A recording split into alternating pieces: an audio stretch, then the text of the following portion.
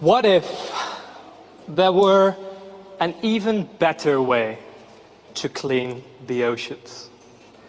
For the past 2 years, we've been working on something that will make that possible. What we're about to show you looks like nothing you've seen before, and I'm so glad we can finally share it with you here tonight. But before we get to the answer, let's go back and ask ourselves why it is so important that we succeed in ridding the oceans of plastic. So there are 5 areas in the world where ocean currents concentrate the plastic, and the largest one of these accumulations is the infamous Great Pacific Garbage Patch, which is the one halfway between Hawaii and California. And here's a graph showing the concentration of plastic in that Great Pacific Garbage Patch, going from, say, the 1950s, 1960s on the left, all the way to very recently. And I think this is the one image that shows what it's all about. It's getting worse, fast. And that's actually not the only thing we can see from this graph. We also see that the plastic is accumulating. It stays there. And that is a very important observation, because that means that really the only way to make that line go down again is to actually go out there and clean it up. It simply will not go away by itself. It's persistent. And to illustrate this persistency, I brought along a few examples of the 1.5 million pieces that we took out of the ocean last year. So let's start with this one. So this may look like a random piece of plastic to you, but it's actually the backside of a mini Game Boy. And if you look closely in it, you can see that it reads Nintendo 1995. So this one piece of plastic is basically as old as I am. And so here's a photo of me back in '95. I clearly do not look like this anymore. At least I hope it's clear. But after 2 decades, this piece of plastic remains relatively unchanged. Now, let's go back even further in time to 1989.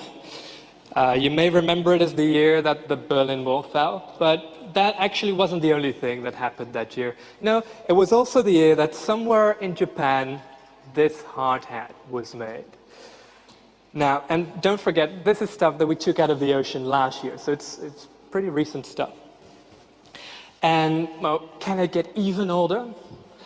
What we see here is a crate which presumably was used to hold soft drink bottles.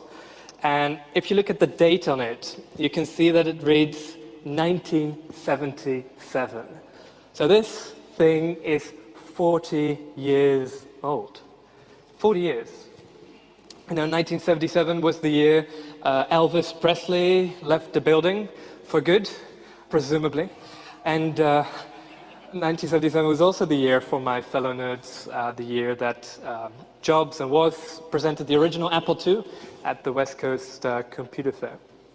And then, when you look at these smallest pieces, the so-called microplastics, we estimate that these may have been large objects when they entered the ocean, say in the 50s or 60s.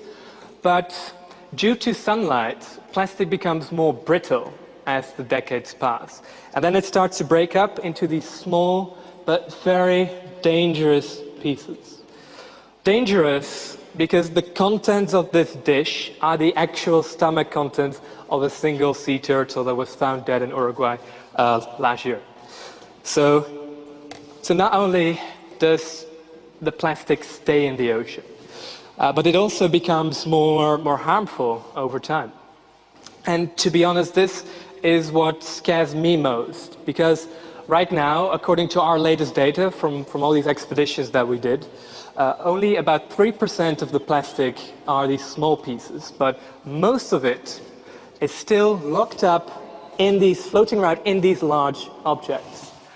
Still, because of course what will happen over the next few decades, that all these large objects will start breaking down into these small and dangerous microplastics as well, increasing the amount of microplastics dozens of times, unless we clean it up.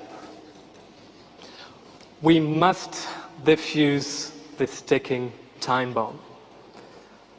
And that has been my mission ever since I founded the Ocean Cleanup 4 years ago. A lot has happened in those 4 years. It all began with one simple idea. Instead of going after the plastic, we let the plastic come to us, saving time, energy, and cost. By using the natural ocean currents to our advantage, we can let the ocean clean itself. I envisioned a network of extremely long floating screens which would first concentrate the plastic so that we could then extract it, store it, before we would then ship it to land for recycling. And since the idea was to use a closed screen instead of nets, we could avoid the bycatch of sea life. And we then showed that with a single 100-kilometer screen, we would be able to clean up about 42% of this Great Pacific Garbage Patch in just 10 years' time. But to turn this dream into reality, we first needed some funding. So we did this little crowdfunding campaign. Is anyone here who supported that? Well, but seriously, guys, if you hadn't had the guts to support us at such an early stage, the Ocean Cleanup simply wouldn't exist. And I'll be forever grateful for that. So thank you very much.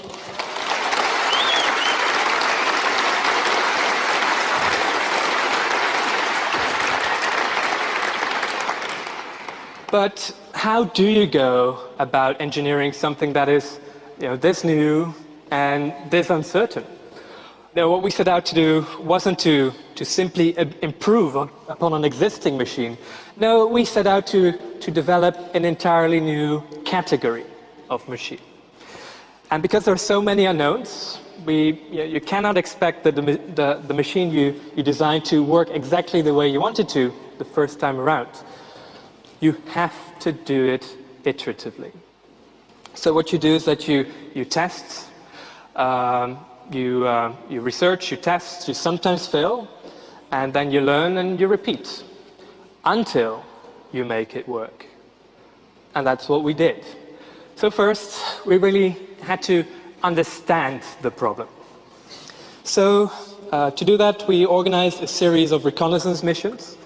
Some of these were aimed at determining until what depth the ocean has to be cleaned, which turned out to be just a few meters. And then we had to find out how much plastic is out there to clean up. So we organized the largest ocean research expedition ever, crossing the Great Pacific Garbage Patch with 30 vessels at the same time to produce the first high-resolution map of the plastic pollution. And when crews observed that most of the plastic is actually really big stuff, we decided to cross the area again, but this time with an airplane. Using the world's most advanced sensors, we scanned the ocean surface for objects up to 10 meters in size, and this was actually the first time anyone conducted an aerial survey of an ocean garbage patch. And in parallel, we conducted hundreds and hundreds of scale model experiments, gradually improving the concept test by test. And this was then followed by our first ocean prototype, which we successfully deployed on the North Sea last year. And while conducting these tests, we of course faced hurdles. That's what iterative engineering is all about. It's why we do these tests in the first place. And it was the complexity of anchoring the system to the seabed, which was the biggest hurdle of them all. Solving this hurdle required a breakthrough. And it is this breakthrough that we are presenting to you today. Now, who would like to see what we came up with? Yes? All right. So at the ocean cleanup, our core principle has always been that we work with nature, that we use the natural ocean currents to our advantage. Already during my very first presentation back in 2012, I asked the audience, why go after the plastic if the plastic can come to you? But now, we're taking this idea one step further, saying, well, to catch the plastic, act like the plastic. Okay, let me explain. It will make sense in a few minutes. So, because we are completely reliant on the ocean currents, it's really important that we understand them in great detail, not just at the surface, but also underwater, from surface to seabed.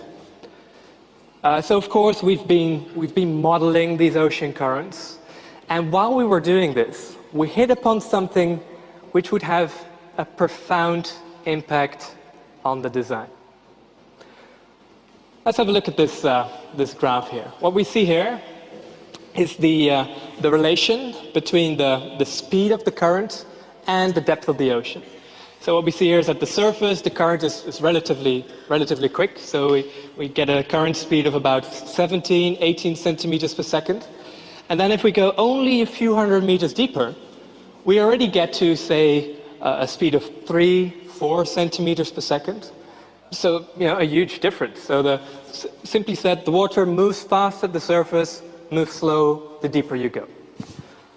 And then we were like, wait a minute. What if, instead of fixing the system to the seabed, we fix it here, in this deeper water layer? We imagined suspending a large object in this deeper water layer, effectively slowing down the system. Of course, we wouldn't be able to slow down the system 100% this way. It would start to drift.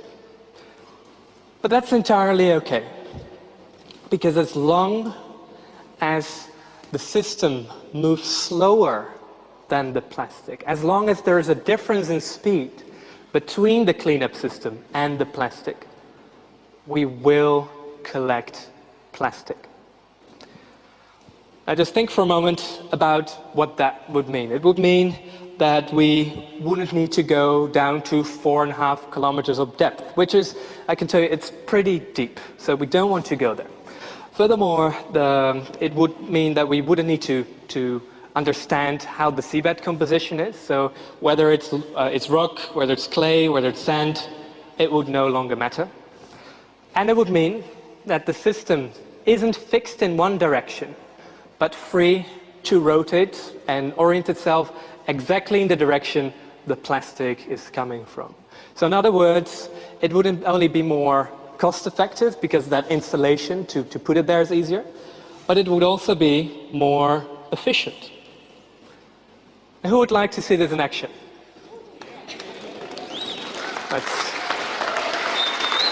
That's multiple people, that's good. So what you see here is a basin that we filled with water. And what we've done here is we've basically recreated the conditions as you would find them in the ocean. So we have fast current at the surface and a slow current at depth. And actually you can see that right here. We have this stick with the lines attached to it. You can see the lines are taut at the surface, so fast current here, slow current at depth. And now I would like to ask Bruno, one of our best scientists of the team, to, yes, Bruno,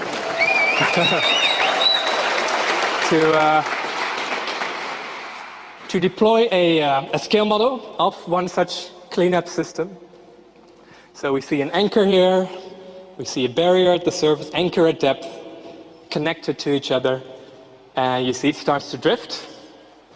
But then when we release some plastic, let's see what happens. So we see the cleanup system moves, but the plastic moves too, but moves faster than the cleanup system. So you see the plastic coming closer to the system, moving faster, hitting the barrier, moving towards the barrier, in the center of the barrier, hitting the barrier, moving towards the center, and you can see, it's catching the plastic.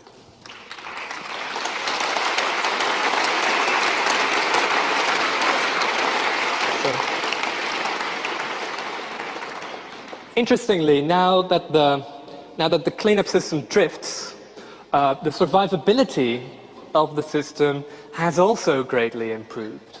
Now, just think about what would happen if such a system would get hit by a storm, for example. Now, originally, when the system was still fixed to the seabed, it had to withstand all the force of the ocean pushing against it. But now that the cleanup system drifts, we only have to absorb a fraction of that force. Compare it to when you're outside and you kick a rock. Whether that rock flies away or is fixed in the ground, your toes will understand the difference. Now, and what's more, actually the relationship between the speed of the water and the force it exerts on the system, that's not a linear relationship. It's a quadratic one. And that is actually a very important notion, because that means that if we were to slow down the system just a bit, say by 1/5 of the original speed, the resulting force on the system will not be 1/5, but actually 1/25 of what it was before. And just to illustrate this, I brought along a few mooring lines, as I always do. So what we see here is a mooring line. Let's see if I can lift that. So it's actually pretty heavy. So this is actually the sort of the normal type of mooring line you would use to actually install a fixed cleanup system. So this is what would be required to withstand the force on a fixed system. And all right, didn't collapse. That's good. And now, thanks to this reduction in speed, we can actually now get away with just using this. So we're very confident that the system will be able to survive anything the ocean can throw at it. Now, and I think the elegance of this design is that we managed to make it even simpler. It's so simple. It's just one barrier, one anchor, two lines connecting them, and a central passive collection point to buffer the plastic. That's it. And for me, from an engineering perspective, it's just beautiful. And because the ocean currents aren't constantly coming from one direction, you want the system to be able to move freely and rotate in the direction the plastic is coming from. And to make this possible, for this reason, we have now modified the ocean cleanup from being one massive system into a fleet of many smaller systems. And this is actually very important, because that means, not just because it will be more efficient, but it will also become easier to fund. Because even though the cleanup is now significantly less expensive, it's still likely to cost in the order of several $100 million. And you can imagine that raising that amount of capital in one go is pretty hard. So thanks to this modularity, instead of requiring the full funding upfront, we can now gradually scale up, system by system by system, which of course massively increases the financial viability, and this is how we'll rid the oceans of plastic.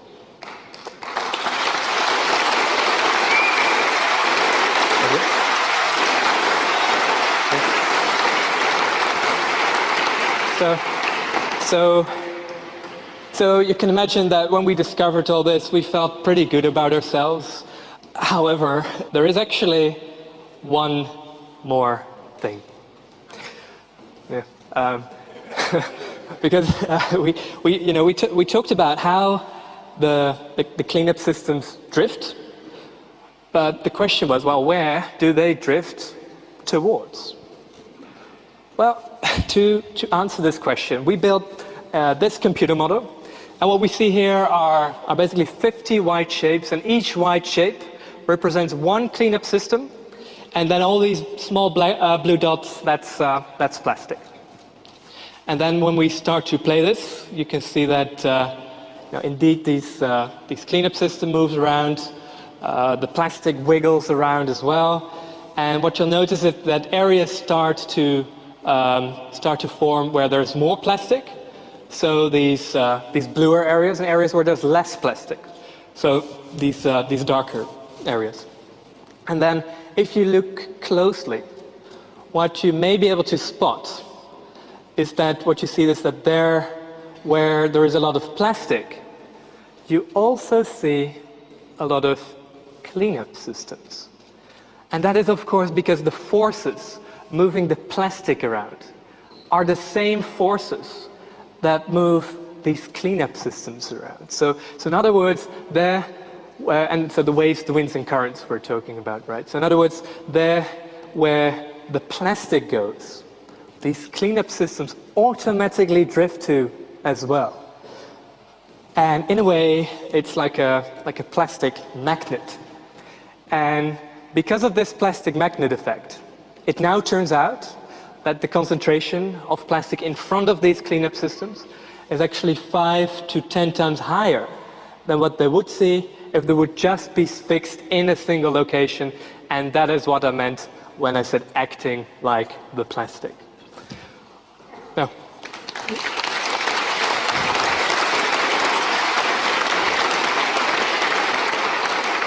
and actually the funny thing is that it's all pretty counterintuitive, because what you would expect is that the more you slow down the system, the more plastic you would collect, right? But actually the opposite is the case. Because the less you slow down, the more you act like the plastic, the more these cleanup systems will gravitate towards those high density zones and therefore catch more plastic. Well, how much more plastic, I hear you thinking.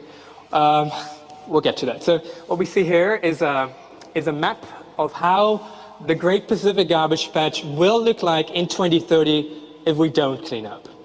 Now this is pretty bad, okay? We see that, in an area the size of California, we already get to concentrations that are, say, 3-4 times higher than what it is today. And then what would the garbage patch look like if our plan succeeds? Well, this is the result. Dramatic difference. And now it turns out that instead of being able to clean up 42% of the patch in 10 years' time, we can now actually clean up 50% of the patch in just 5 years' time. 5 years.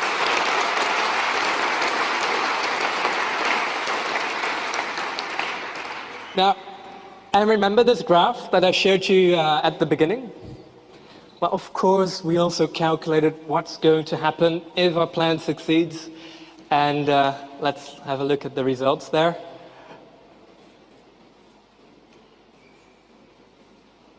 It's pretty incredible. So, well.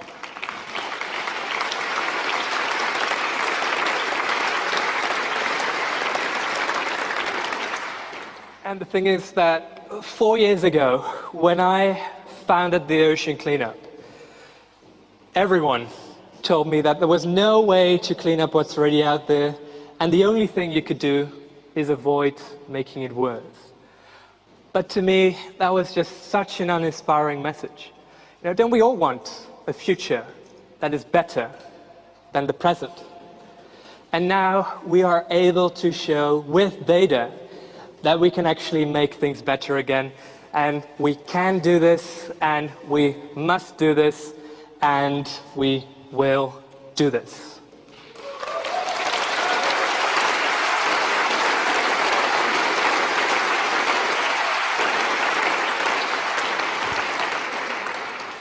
So, what's next? Now, our promise was to start the cleanup of the Great Pacific Garbage Patch by the end of 2020. But unfortunately, we cannot keep this promise. Well, you can imagine that with such a dramatic change in design, this will also have some repercussions on the planning, right? So instead, we are here to announce that we will be launching our first actual cleanup system to be deployed in the Great Pacific Garbage Patch, the one that will start the ocean cleanup within the next 12 months. Thank you.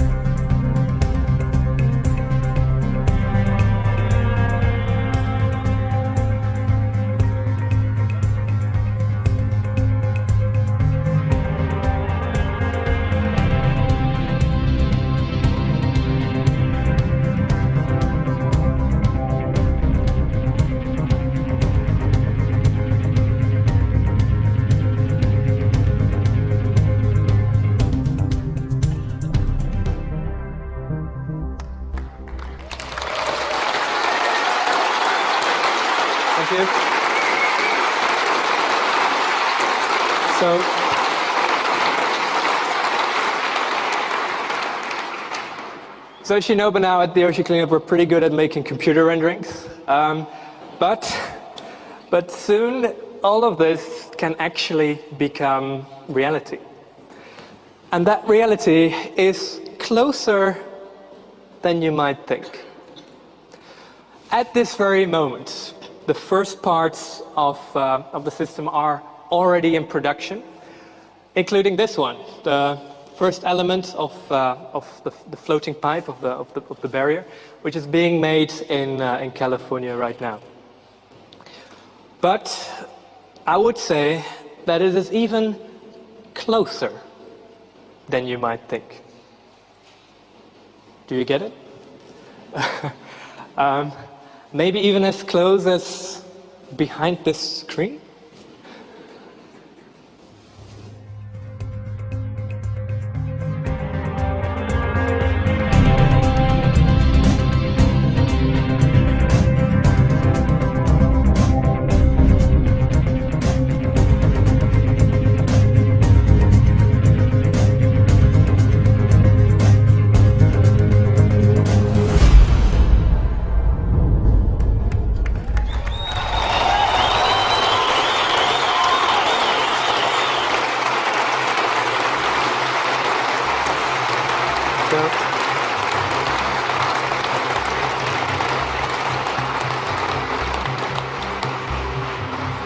So that's an anchor. And there's so much more I could share with you today, but I think I'll have to leave that for next time. So thank you, and have a great evening, everyone. Thank you.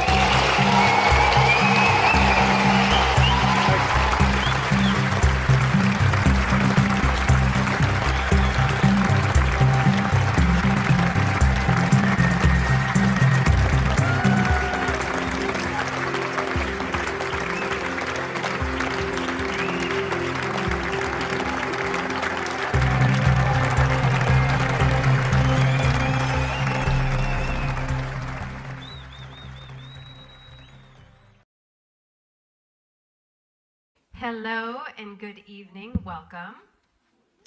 Before we start our program, I would just like to take a moment of silence for Brussels.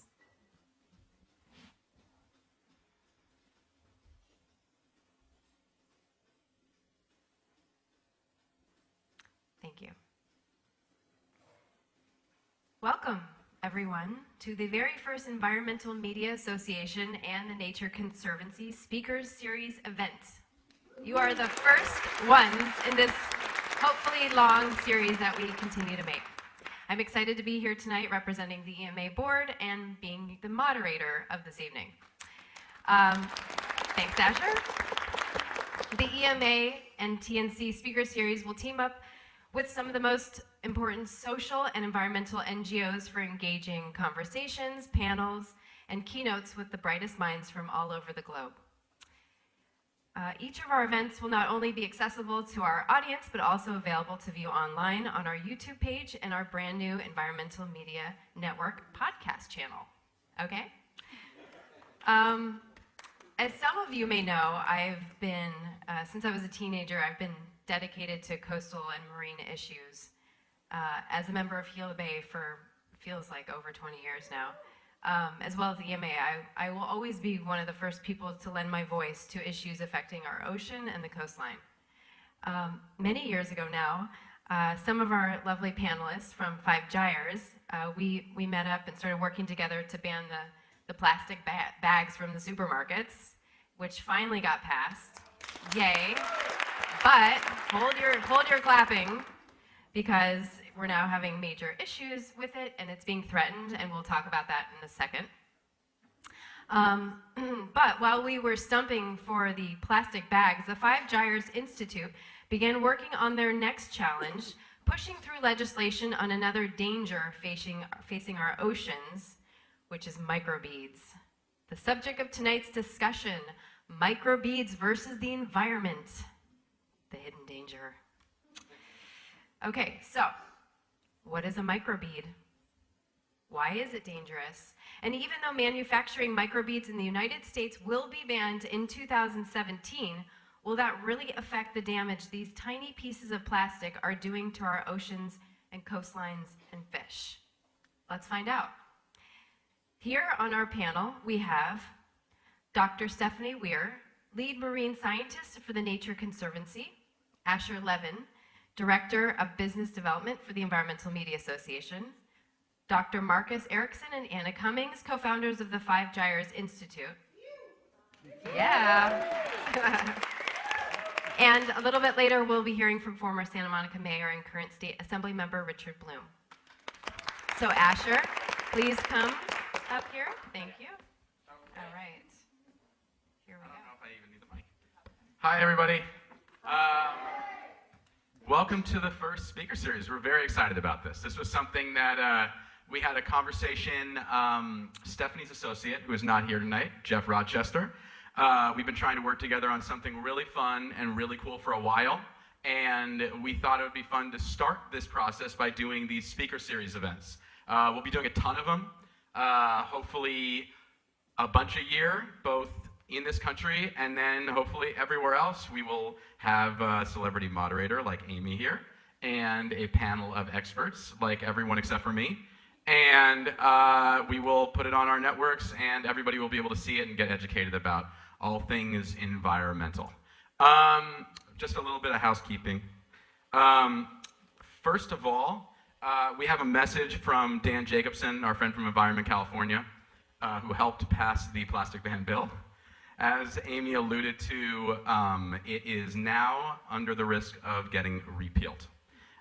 So just a little background, Governor Brown signed SB 270, a law banning single-use plastic bags from grocery stores in 2014. I don't know if you all remember that, but now we have to not use plastic bags, which is a very, very good thing. Interesting side note, the day the bill was signed off on, the out-of-state plastic industry spent over $3 million to stop the law from going into effect on July 1st, 2015, and then placed the referendum on the ballot for November 2016. So, just to recap, the opposition has now pledged to spend between $50 and $55 million to defeat the bag ban that is currently in place, and it's only been in place for about a year now. So we need everybody in this audience to call everybody that they know, put it on Facebook, and really support keeping the California bag ban. We all know that everybody here knows how to use their Facebook pages really well for political stuff.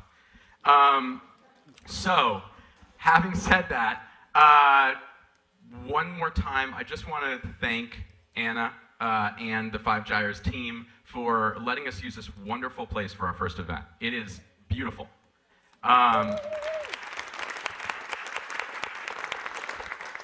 We can't thank them enough for this being our inaugural speaker event here, and we're super excited about this topic, which I don't really know very much about. I just know that microbeads are something that is very real, and the minute that I started learning about them, I told my wife that we can no longer use toothpaste the way that she buys them, and I looked to Amazon and started purchasing toothpaste that did not have microbeads anymore. And so now I'm like a Nazi in the house with everything that may have a microbead in it because of everything these people are going to tell you tonight. So, I think without further ado, Anna, do you want to come up here? Oh, wait, sorry, or Stephanie first. Yes.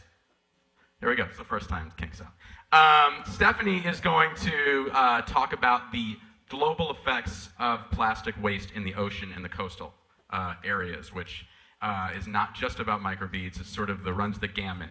And I think that is that. Stephanie? Right. I do believe we are starting with a bit of a video. Is that We are. Yes, we are. We have a video about the Nature Conservancy because we are really concerned about you knowing that the Nature Conservancy exists. It is obviously a very small organization that we're trying to put on a platform tonight because Lord knows it needs more funding and attention. So without further ado, here we go. At the Nature Conservancy, our mission is to save the lands and waters that life depends on.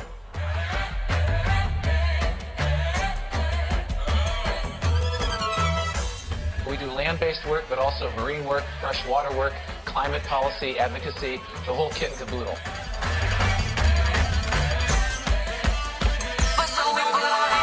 The Nature Conservancy of Hawaii and Alexander and Baldwin recently signed a 7,000-acre preservation agreement. People of Patagonia in Argentina are in a constant battle against the elements to make a living. Now they're getting help from a U.S.-based environmental organization. This fireproof, the Nature Conservancy is trying to prevent the next big fire from happening here.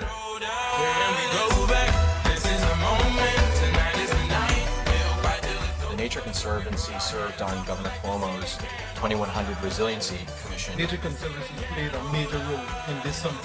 The Nature Conservancy is really the best at what they do, and Neutrogena also, this month, for every purifying facial cleanser that they sell, they're donating 10% to the Nature Conservancy. The LEAD program stands for Leaders in Environmental Action for the Future, and it's really a partnership between environmental high schools across the country to empower the next generation of green leaders.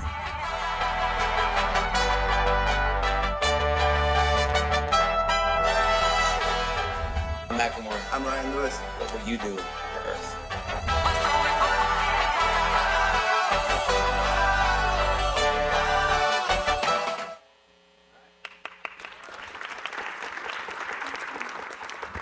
So that really got me pumped up. I'm excited. I love that song. And I'm going to ask you guys to put your hands up here in a minute. So it's great to be here. My job, and I'm feeling a little Hollywood tonight. I'm from a tiny little coastal town in North Carolina, so a bit overwhelmed. But I thought I would set the scene for you guys and start with a spoiler. okay? So, and it's a good spoiler. And that is that there's really good news in the story that we're going to be talking about tonight, that we can solve this problem. There are a lot of environmental problems that I've faced in working at the Nature Conservancy that are overwhelming, can leave me depressed and lost, not insurmountable, but that really require quite a lot of what I call MacGyverness and a lot of innovation. This is a problem with solutions in reach, and so that's something that's really exciting. Some of these problems are already, or some of these solutions are already being put in play, and we're going to hear a little bit about that from Richard Bloom in a little bit tonight. But I want you to keep this in the forefront of your minds, because we're going to also be talking about some things that are a bit disturbing and worrisome. But when you leave, we want you to feel empowered and excited about what you can do to be a part of the solution. So when I talked about putting your hands up, so how many people, by a show of hands, have stood at the ocean's edge or maybe on the bow of a boat and looked out and said, damn, the ocean is huge.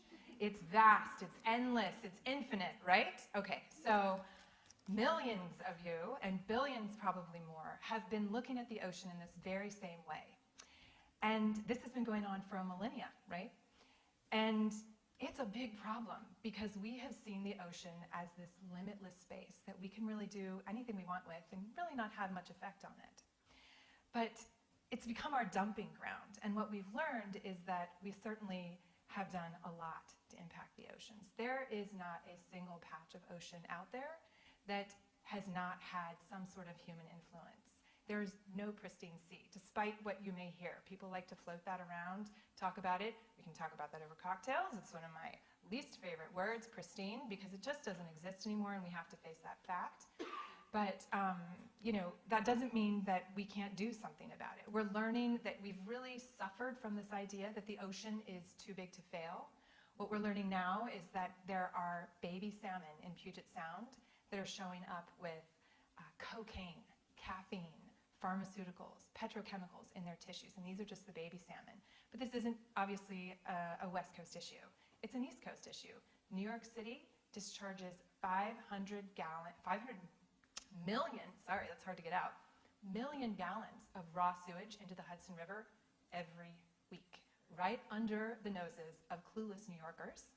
And it's mostly because they just assume it's getting taken care of. It's certainly not a US problem. This is a much bigger problem when you go outside into the developing world. In the Caribbean, the sewage that is produced in the Caribbean, 85% of it is discharged raw and untreated into those crystal clear blue waters that we all fantasize about swimming in and going on vacation. This is a problem in the Pacific Islands. The Pacific Islands experience similar issues with wastewater treatment and discharge, but there are also many places where people don't have a toilet, so they use the ocean as their toilet. And just big travel hint, if you go to a remote Pacific island, you want to find out where that beach is so that you don't happen upon it accidentally. I've actually had that happen to friends, fortunately not myself, but you don't want to end up swimming in those waters. So this really is a global problem, and it's not obviously about the oceans, right? Swimming in sewage, being exposed to organisms or eating things that have been exposed to it can make us sick too. So it's something that we need to think about just for planetary health, but also human health. And again, just want to remind you that this is a problem we can solve, and we're going to get into the nitty-gritty of that tonight.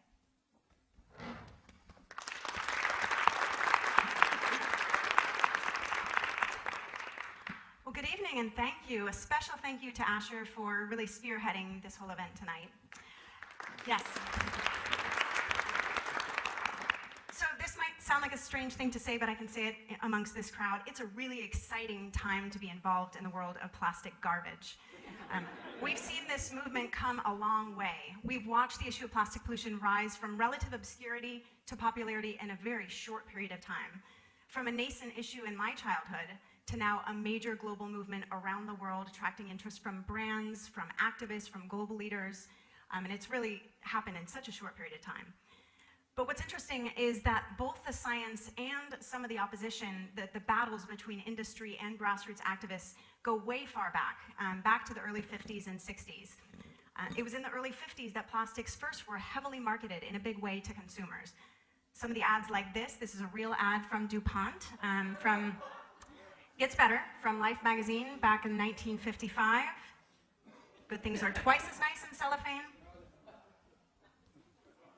times as good. So these early ads really epitomized our thinking then about plastic. Plastic was an amazing material. It's cheap, it's durable, incredibly versatile, and it was designed for easy disposability. But now, some 50 or 60 years later, we see the mark of this disposable design around the world, and it's left a very ugly mark. Also dating back to the 50s and 60s, we saw some of the first anti-litter campaigns cropping up. Ads like the famous Crying Indian. This was a campaign funded by industry to promote the idea that it's people that are responsible for litter, not the manufacturers, not the producers of these products. The science also goes back to the 70s, even though it's really been recent on the public arena. As early as 1972, the first major study on plastic pollution by Ed Carpenter warned back then that increasing production of plastic pollution, of plastic products, would undoubtedly lead to the increased concentration of these particles, and how prophetic those words were. And in 1984, a New York Times article warned of a toxic tide of plastic threatening aquatic species around the world, and that conservationists were lobbying for federal and local legislation. But there really wasn't a strong movement until this man came around. This is Captain Charles Moore, who first brought the issue of plastic pollution in the North Pacific Gyre to the public's attention. And I do want to just give a quick round of applause to Charlie. Those of you who know me know that meeting Charlie influenced my life in many profound ways, both inspired my career path, but also Charlie introduced me to his director of research and education, who then proposed to me in the middle of the North Pacific Gyre, and that is Dr. Marcus Erickson. So along with Charlie's work to really popularize this issue, some of the social media images have become increasingly more popular and have really galvanized public's interest. And Charlie was even able to get this issue on CNN, on Oprah, which has got to be the pinnacle of a movement, getting on the Oprah show. And images like this, which really move the public. And I do want to share a quick word about Mae West. We did bring Mae West back to Hollywood. She's safely living in Culver City, if anyone's interested in seeing her. It was really thanks to so many organizations, though, around the world to bring this issue to the forefront. Marcus and I realized in 2008 and 2009 that there was a lot of focus on the North Pacific Gyre, but zero research in the Southern Hemisphere. And that's what inspired us in 2009 to start a new organization called the Five Gyres Institute and take this issue to a global level, which Marcus will share more about. But it's been the hard work and collaboration of many people in this room, groups like the Plastic Pollution Coalition, Surfrider Foundation, Heal the Bay, and on, that brought this issue to the global agenda. But with that, the industry opposition has also ramped up and gotten increasingly sophisticated. We heard some examples of that earlier from Asher. One other example right now that's happening that's particularly frightening is the industry is going state by state and sneakily introducing language that will preempt any legislation on packaging. No EPR bills, no bag bans, no straw bans, no styrofoam, none, period. So the challenges before us are enormous. And it's now more than ever that we need smart, strategic collaboration and enlightened leadership.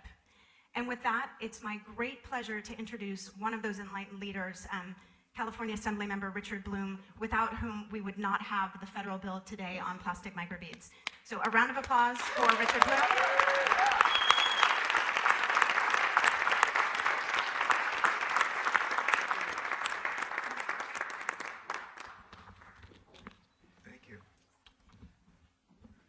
Thank you very much. It's very nice to be here and follow the great leadership that we have here in the room. And all of you are only here because you're environmental leaders. So thank you all for being here. And it's good also to follow Macklemore. That's a first for me. So I want to thank specifically, though, the Environmental Media Association and the Nature Conservancy and Five Gyres, which I'm sure you all know is a five-pointed Greek sandwich. They're very good. No, seriously, I mean, there are a lot of people out there who, probably the majority of people in the world, and certainly here in this country, don't know about gyres. So there's a huge amount of education that still needs to take place. And most people, I think, really don't know the extent of pollution in our waterways and in our ocean today. And so there's a lot of work that needs to be done. And you're the folks who are going to help make that happen. And it's programs like this that help make that happen. When I first entered into public service back in 1999, my personal experience was the thing that formed the actions. But then, after serving on the Santa Monica City Council for 14 years, and then during that period of time, having had the opportunity to chair the Santa Monica Bay Restoration Commission and serve on the Coastal Commission for several years, and since then, in the State Assembly, serving as the chair of the Budget Subcommittee that basically budgets and doles out every dollar that relates to environmental and transportation matters in the state. I've learned a lot, and I'm still on a very, very steep learning curve. But it's exciting. It's exciting to be able to learn about things, and exciting to be able to legislate about important issues. So I've had some great success, and I'm very proud of that over the last 3 years that I've been in the state legislature and representing the city of Santa Monica, Agoura Hills, Topanga, the Santa Monica Mountains, Malibu, Beverly Hills, West Hollywood, and most of Hollywood and West Los Angeles. It's a great district, and it's a district filled with environmental activists and people who are really eager to make change and bring about change. But we have been able to protect bobcats from trapping in the state of California.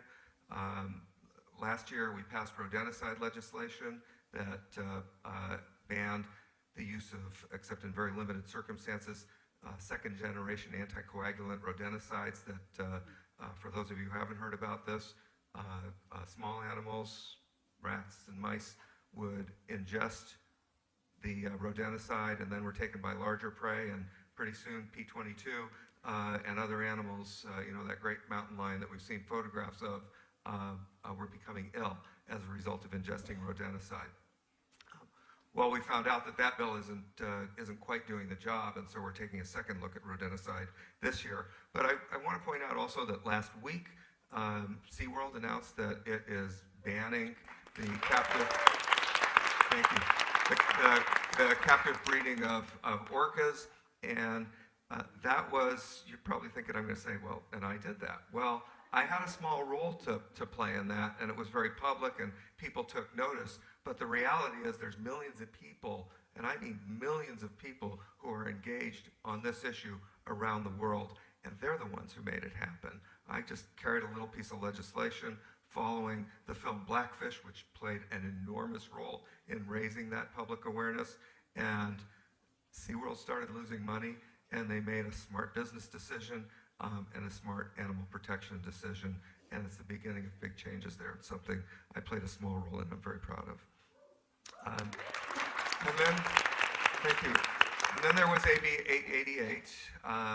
That was the ultimate number that was magic for the banning of microbeads, first here in California and then nationally. I thought, thank you very much. It's very nice. Again, very much a team effort, and I should introduce Timothy Pershing, who is here from my team, who is the person who I turn to, lives up in Topanga, and is very, very knowledgeable about all environmental issues, and is one of the people who I turn to for advice.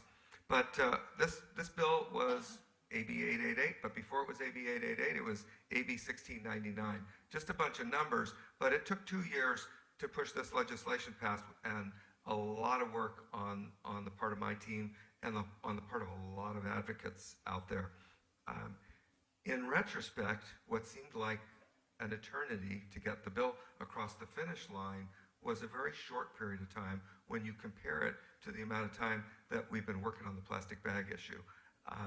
That goes back, well, I remember Santa Monica passed its ordinance when I was on the city council, and with some assistance from me back in, I think it might have been 2005. But Santa Monica was also helping other communities push forward on that because we needed an EIR done. That became a region-wide EIR. There are lots of little steps along the way that make good public policy happen. And I do encourage you all to digress for a moment, to get engaged on this ballot measure. There is going to be a lot of money spent on it. The good news is they're going to spend $50 million. I hope it doesn't pass. If it does pass, all of the laws in local communities I believe, are still going to stand, or am I wrong about that? Right. This only will affect the state law. So, for example, there are numerous cities in Southern California, but only yesterday Sacramento passed a plastic bag ban. So the beat goes on this issue. Getting back to AB 1699, originally introduced in 2014, we had opposition from an organization called the Personal Care Products Council, and if you look at the end of the table there, this council represents all the companies who make all that stuff that's down there. That's probably the best way I can describe them. They were not opposed to the bill. They liked the bill. However, it turns out there was a catch. They wanted us to follow a model, and this is where digging down into the details becomes so important. They wanted us to follow a model bill that had been passed in Illinois. Problem is, the Illinois bill, as it turns out, had an exemption for biodegradable plastic. Have you ever heard of biodegradable plastic? Well, there is some. There is some. You put it into landfills, these plastics into landfills, and under heat, they break down. But there is no such thing as a biodegradable plastic in water. It doesn't exist.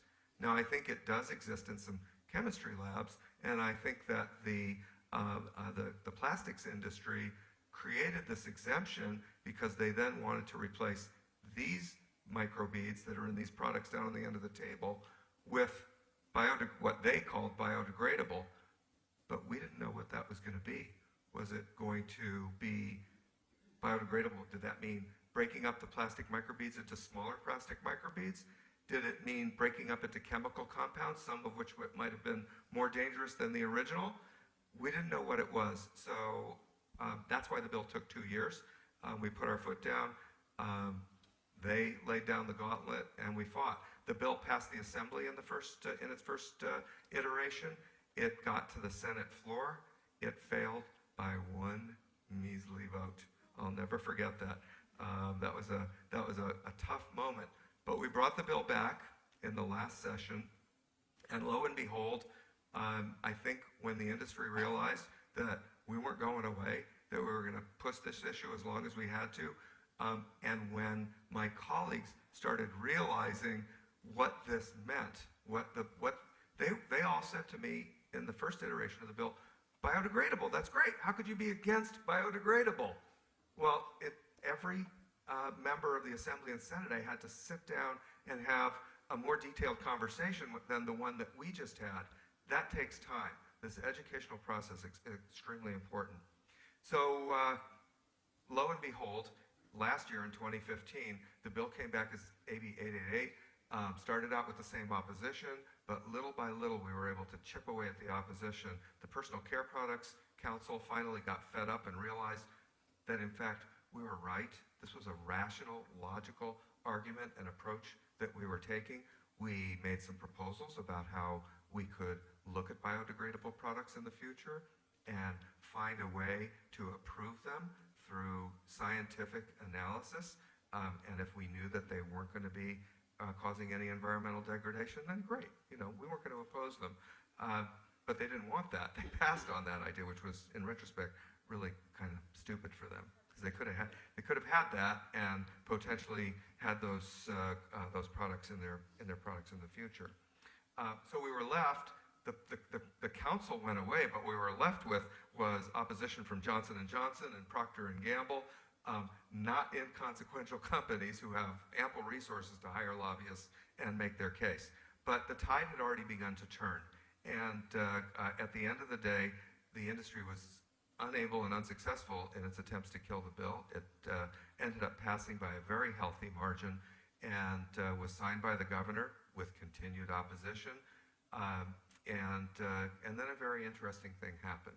The industry, recognizing that California is the 8th largest economy in the world and a driver of, I'd like to think, everything good in the United States. When California makes a policy change and you have a company like this, or companies like this that are manufacturing on a very large scale, they don't want to have to manufacture one way in California, another way in Illinois, and another product for everybody in between. And there were other states that were starting to look at our bill and come on board. So they went to Washington and they said, we want to have a common standard.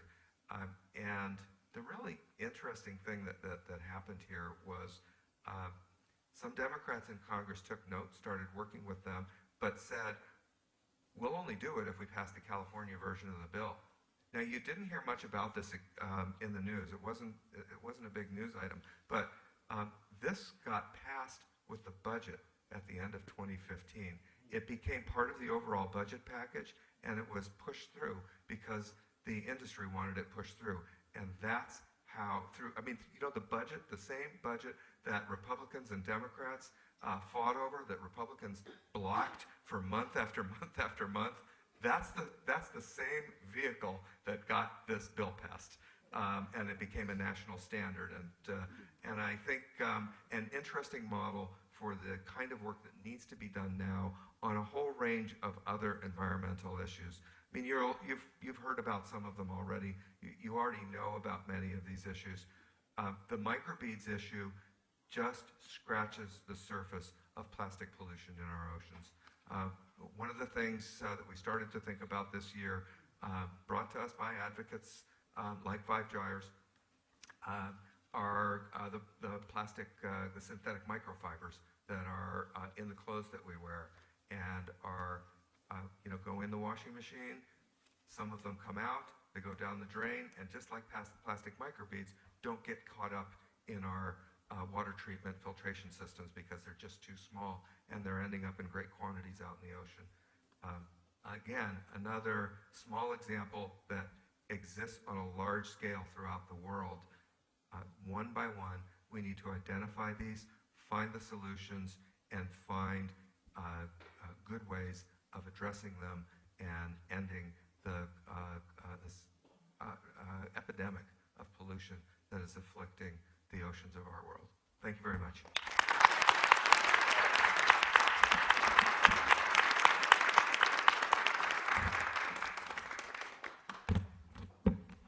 Thank you again. Well, now we heard the positive ending, the positive outcome of the microbeads issue, but I do want to remind you that the fight is not yet over. There still is some time, about 2 years, for companies to reformulate, and that means that trillions upon trillions of these beads can still wash into our lakes, rivers, and oceans unless we take action. So backing up a little bit, we're going to share a quick video on how the discovery happened, and then Marcus is going to share a bit more about the global landscape.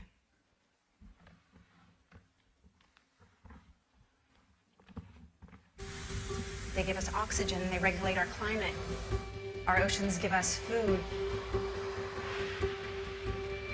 But what's really going on is we've turned our oceans into a plastic smog.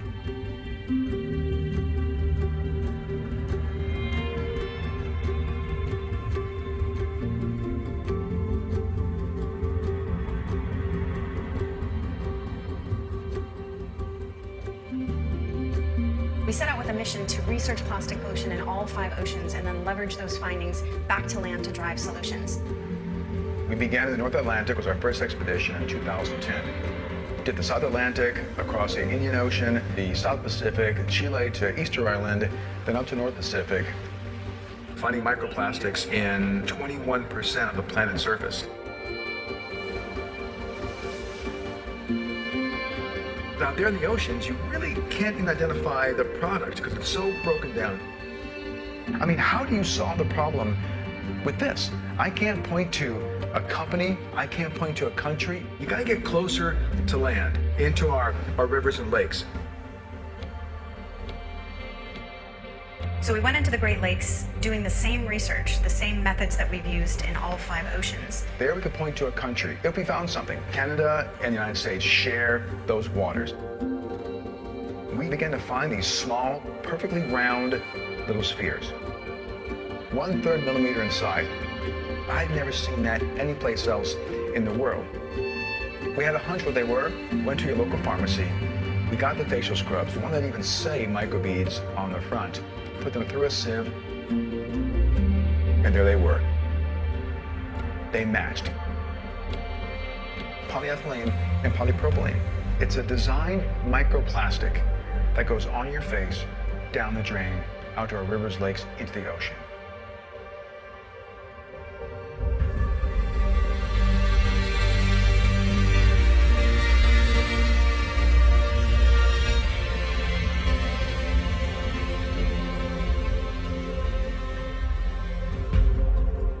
ocean surface is not the final resting place for microplastics. It's settling to the seafloor, but it's also disappearing via the stomachs of animals that consume it. A tiny particle of plastic the size of a microbead may look like a fish egg for many different organisms. Each one of these particles of plastic is like a sponge for contaminants, things like PCBs or DDT. Many different toxic chemicals can be absorbed by plastic in the ocean. It's not just, one bird, one whale, and one fish. It's ecosystem-wide. They're eating all those plastics that go up the food chain, back to you and I.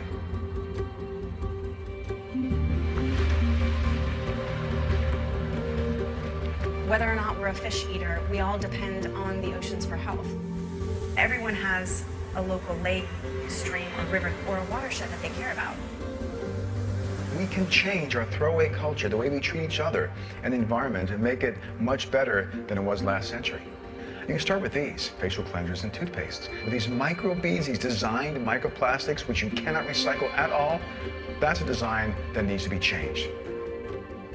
Now it starts with us and our purchasing power. So zero waste your plastic footprint.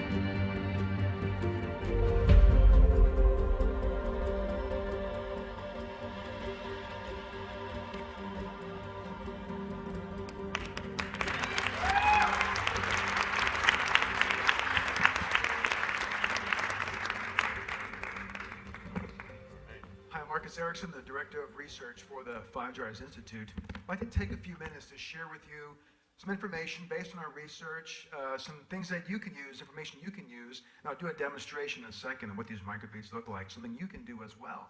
I see all of you as our ambassadors. I mean, we know half of you anyway. It's fun to talk to an audience where we recognize old friends and make new friends. But I want to share some things with you that you can use when you talk about this issue. So what I've got here is very simply a t-shirt, some water, a bowl, and one of those products. This is Johnson & Johnson's Clean and Clear. I'm going to show you how we figured out that statistic of 300,000 microbeads in one tube.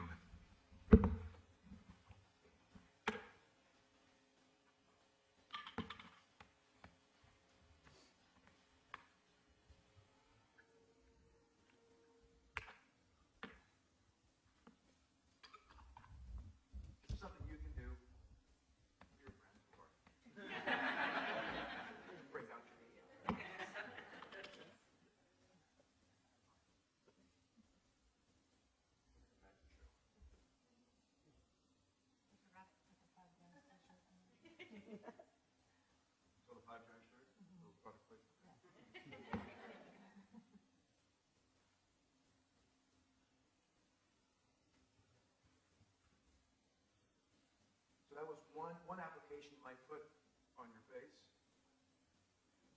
You put a reveal. That's all plastic. So you can imagine in one of these tubes, what we did, we took like a few grams of this cream, took out the microbeads and spread them over some black poster paper. And over a week, we counted all the beads, like 6,000 beads. Then scaled it back up to the volume inside the tube. That's where we got that 300,000 number from. That was the royal we. Yeah, the royal we.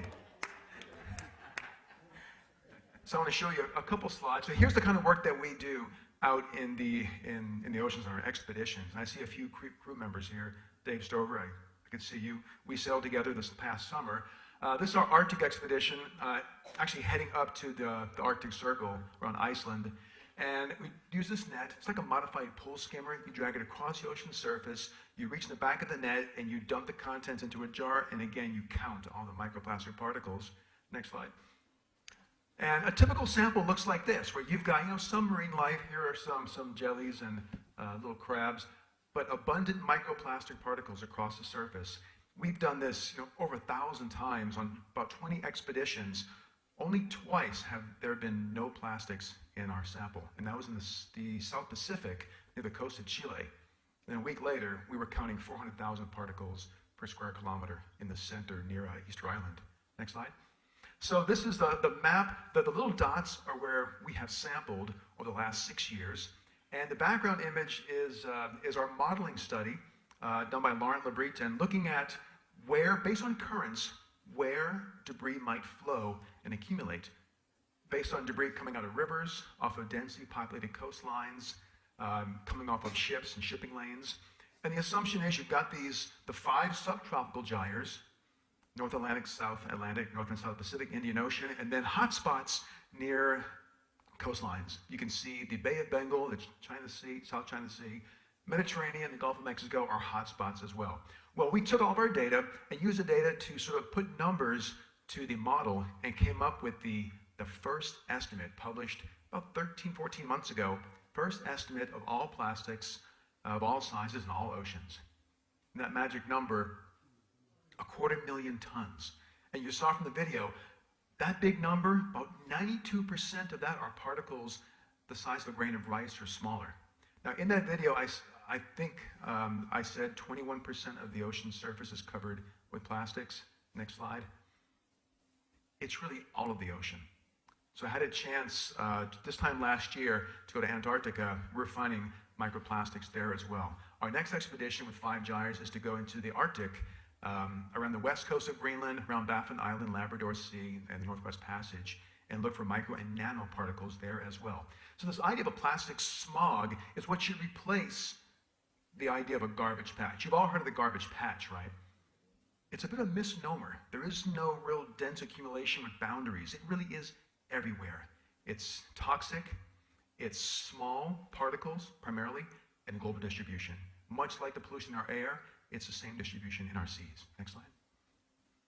And you saw this, the microbeads. Once again, like you heard a few times, it's very different from our ocean samples. We could point to a country and a company, and that led to the solutions we talked about. Next slide.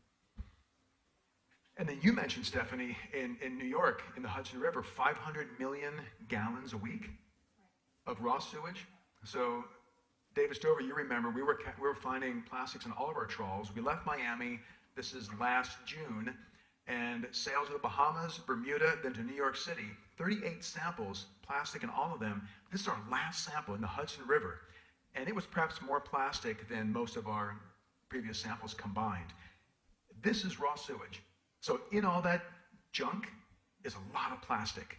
And these are all poorly designed things. There's no reason why we need plastic for these cigar tips, the tampon applicators, the condoms, the bottle caps, the earbuds, the little plastic toothpicks, little drug baggies. That's what they are. They get flushed down the toilet, I don't know why. Poorly designed stuff. We should redesign those, I guess. And a lot of plastic pellets over here, pre-production plastic pellets. Those are things that you and I consumers never see. This is poor handling of plastics by the industry. So our point is that design really matters. And what Anna pointed out, the Keep America Beautiful, the Crying Indian ads, there's a long history of industry influencing these organizations, even creating and funding these organizations to blame you, to blame the consumer. That it's your fault, you create litter. All those, remember those slogans, don't be a litter bug, give a hoot, don't pollute? That's all industry garbage. Just to make you think it's your fault, to take their responsibility away from design. But design is where it's at. So I want to show you lastly just a couple things. We've talked about microbeads. Microbeads is a kind of microplastic. Here's one of our North Pacific samples. The microplastics, they're these little angular fragments.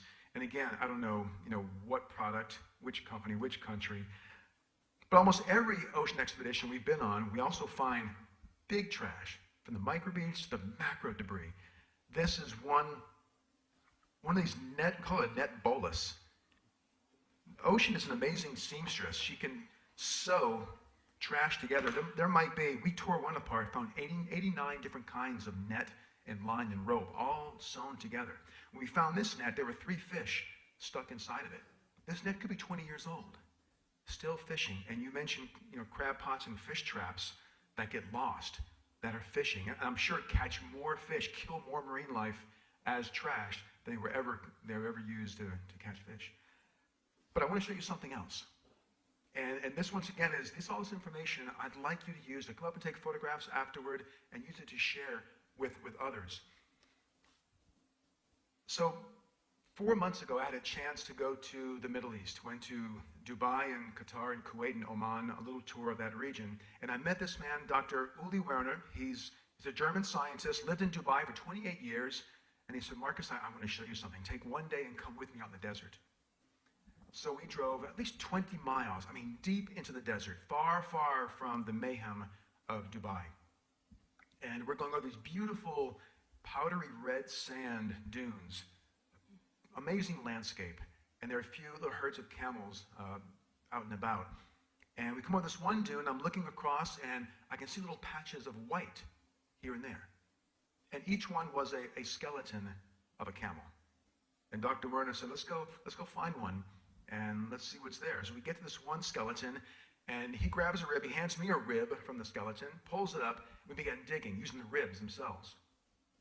And after about maybe 20 minutes, half an hour, inside the belly, it's just bones. Inside the basket of ribs that made up that camel's rib cage was this.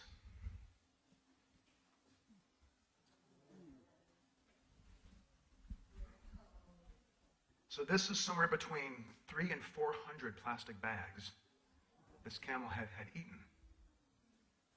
And Dr. Werner said that, with this mass in their stomach, it can kill them in 3 ways. It can create a blockage as it moves around their gut. It creates a false sense of satiation in their bodies where they think they're full when they're not. They can't take in more food with this mass in their body. And it's leaching all kinds of toxins, harboring bacteria. And so this may have killed that camel. And as the bones deteriorate, the plastic will remain. So the point that I want to make is that we've reset the balance of nature by introducing this man-made material, plastic, and not taking responsibility for the end life of this stuff. In a globalized world where every company has potentially 7 billion customers, there needs to be responsibility for design. And what Richard Bloom has done, and all of my colleagues and all of you, what we can do, is make sure the industry listens and force on them the idea that there's got to be some producer responsibility, because we can't have this in the future. Thank you.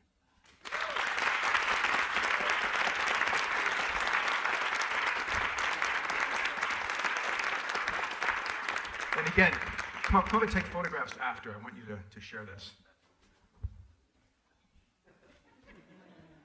Sure, okay.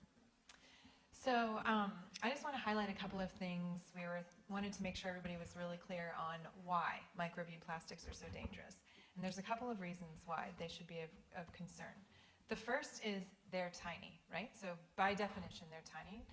Microbeads tend to be, I think they're defined as less than 2 millimeters. Am I right on that? Less than 5. Okay. Microplastics. Okay. So microbeads less than 2 is what I was reading. But anyway, the point is that they're so tiny that they are getting eaten by all kinds of marine life and aquatic life in the oceans. And you probably think about fish, maybe oysters, mussels, but I am a coral reef person, and there have been recent studies showing that tiny coral polyps are ingesting microbeads. So we're talking about the plankton feeders in the ocean, the bottom of the food chain that basically fuels the entire food web of the ocean. And so you probably know how this goes. The tiny things get eaten by the less tiny things, and the bigger and the bigger and the bigger, until we end up eating them. So they end up really affecting the entire food chain because they're accumulating in the tissues of each of these organisms. Now the reason, on their own, just being plastic, that's a concern, right? Because I think most of us know that there are dangers associated with plastics, health dangers for us. That's why we've got all the BPA-free bottles, and now we're learning that maybe it's just not BPA that we need to be worried about.